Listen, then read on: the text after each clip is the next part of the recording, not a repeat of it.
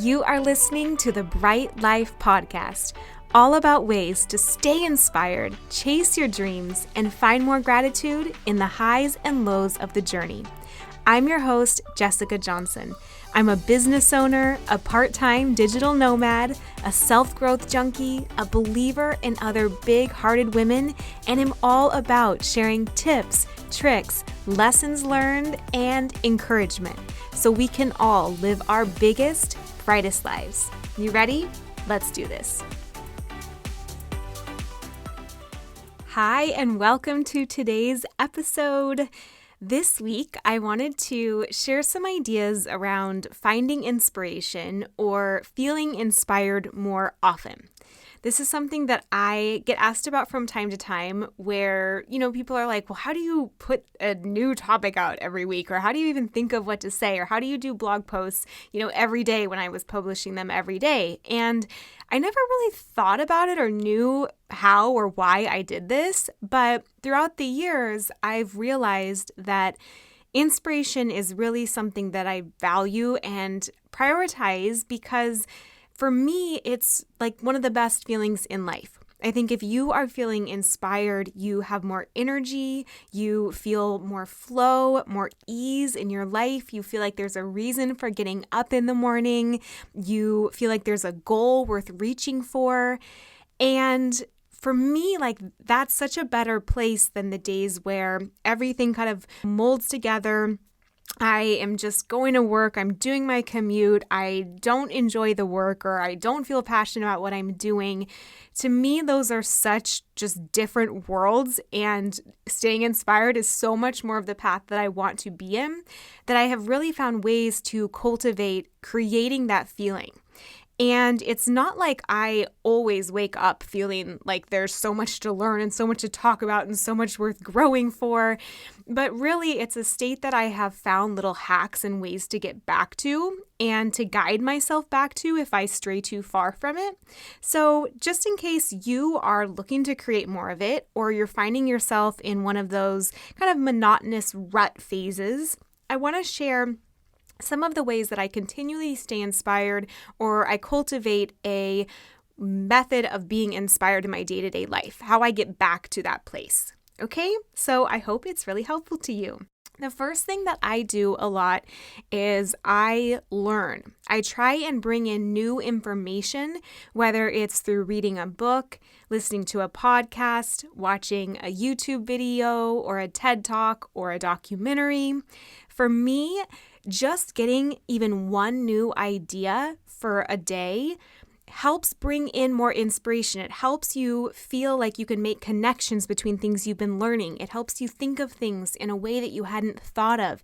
It gives you a new idea to try out, or helps your brain solve a challenge it's been working on, whether it's getting to a new level of business or how to come up with a new idea. I just think that staying inspired by reading and listening is such a valuable way to bring it into your life. And it can be super short, even if it's 2 pages of a book a day, even if it's a 10-minute podcast. That's why I try and make these so short, because you don't have to commit to this hour-long audiobook. You can just listen to a 10-minute podcast episode or watch a 10-minute YouTube video.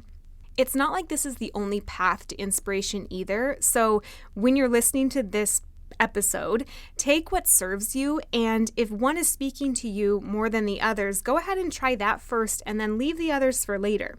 Because for me, I don't always have stuff that I'm reading or listening to. I did for years, especially when I first started my first business. I could listen to a book a week or read a book a week. And then I almost hit a wall where a few years in, I had so much input that I touched maybe 3 or 4 books that year, and I don't even know if I finished them. I just could not take any more input. And so it's not like you have to use this to stay inspired. There can be other ways, and there can be seasons when you feel like you just can't get enough of podcasts or of learning. And then there can be some seasons where just integrating it and going back to books you've read and seeing what you underlined or what pages you flipped over can be a way where you get that same inspiration, but you maybe don't have to spend as much time or as intensely, read everything and discover new information. Okay, so that's the first one, is just make sure that you are bringing in new things that have the ability to inspire you. I'm also a really big fan of the page a day kind of books. So whether it's Oprah's book, What I Know for Sure, or Jen Sincero has some books that are like this, or even a Course in Miracles, or books that are just really designed to give you one little idea to think on per day and only require you to commit to reading a few pages a day, that can be a great way to make your way through things slowly but surely, but get just a little nugget every day that inspires you and brings you to a new way of looking at things. So that's number one. I would say the other really big one that I've always been kind of accidentally diligent about, but I know now really works for me, is making sure that you're doing new things. So one simple way to do this is to make lists. Make lists for things that you want to do in new seasons, or in a city that you travel to, or just try new things around your hometown. This doesn't require going anywhere different or living this life on the road or traveling to a foreign city. What it really just takes is being mindful of bringing new experiences into your life. So for example, one thing that I used to do is make a list for every season of things that I wanted to do that season. So if it was summertime, maybe I would say, one time this summer I want to go kayaking or paddleboarding. One time this summer I want to lay on the beach with a book. One time this summer I want to sit on a rooftop with a glass of rosé.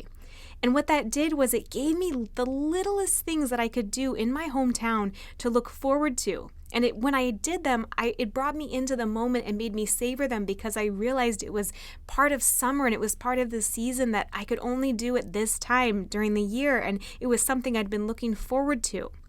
So that's a really great way to get that inspired feeling and passionate, joyful, energized, excited feeling, is to make a list of what you want to do every season. It just helps you live a little bit more intentionally. I haven't done that in a while.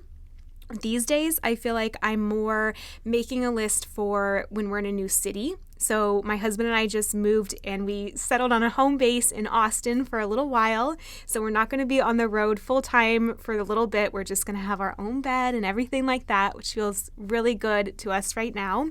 But one of the things that we've been doing is just making a list of restaurants we want to go to. Or anytime I see someone post on Instagram about a place that looks good, I'll jot it down. And it gives me that feeling of, even if we're not on the road nonstop right now, I still get to have new experiences. And for me, that always brings in that feeling of inspiration. You just feel like you have a fuller life and you've done something new, and it's not like you've lived the same day over and over again.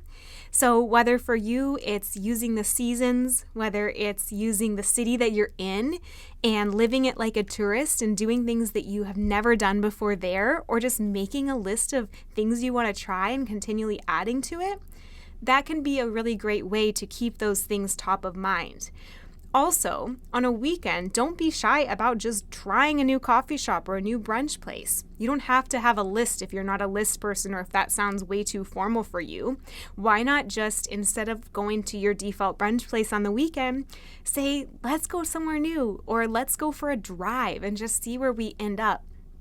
I really feel like for me, that's the biggest thing that brings in inspiration, is that feeling of adventure and newness, and it just makes life feel so much richer. And so I love that because it's accessible no matter where you are or what you're doing. So that is a big one. How can you bring in that feeling of novelty and adventure and trying something new that expands your horizons and inspires you? A big clue for this that I try and pay attention to is how my body feels, how your body feels. So there's things that are going to pull the inspiration and life out of you, right?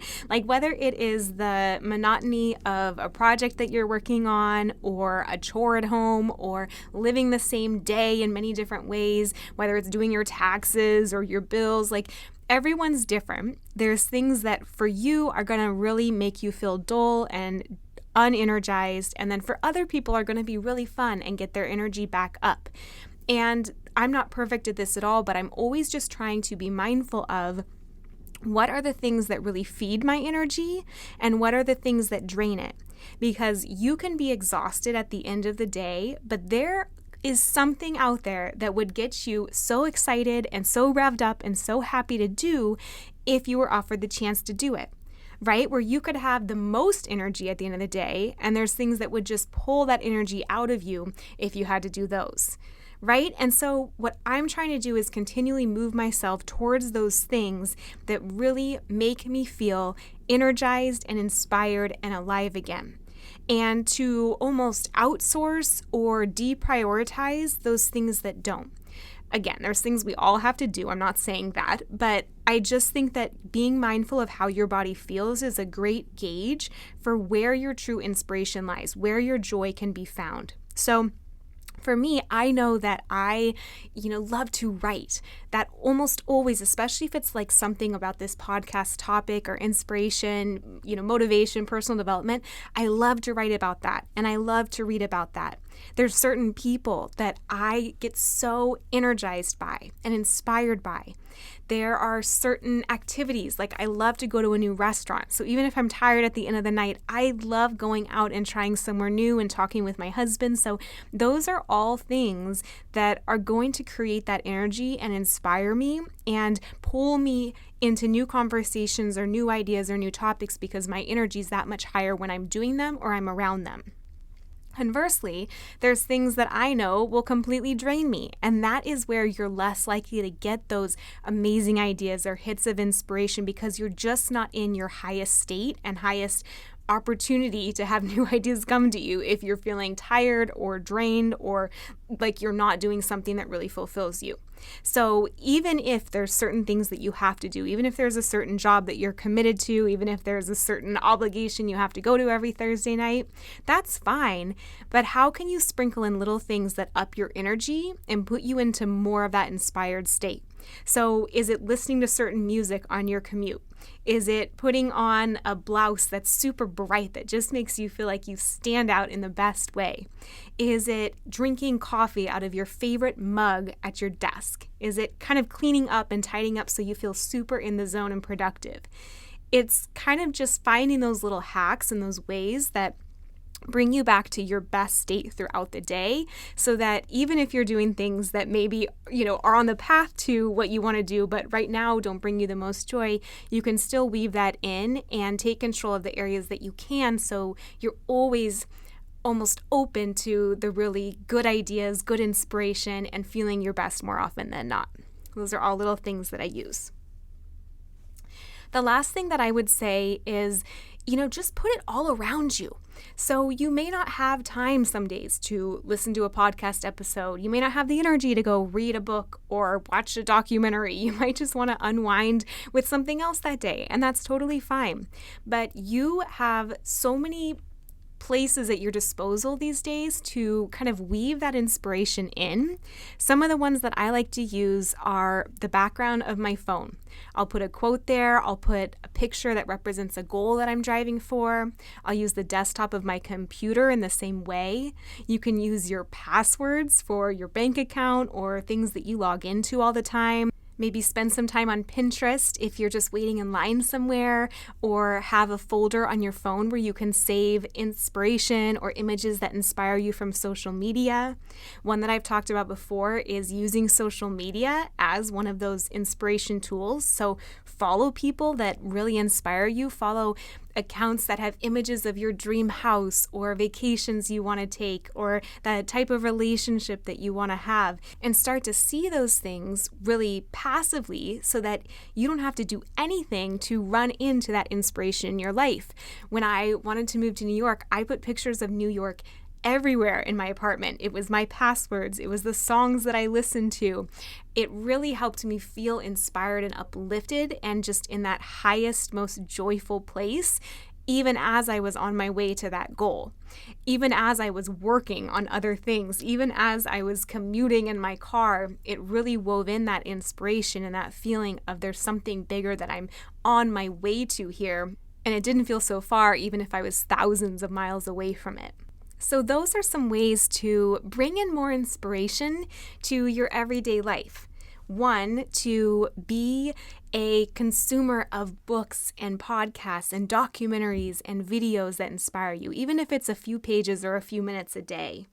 2, to bring new things into your life, whether it's things around town, whether it's things that you can enjoy every season, whether it's adventure in a new city.